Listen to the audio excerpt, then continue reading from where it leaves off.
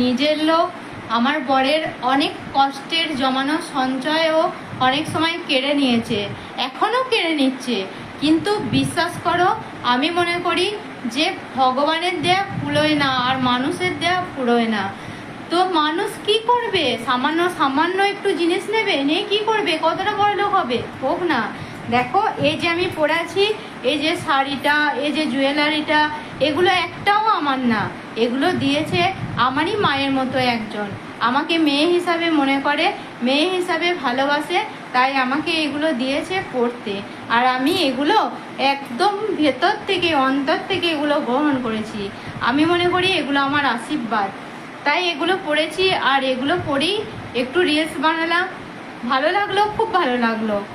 সবসময় এটাই মাথায় রাখি যে মানুষ কিচ্ছু করতে পারবে না, যদি ভগবান দেয় তো মানুষ রাজা হবে।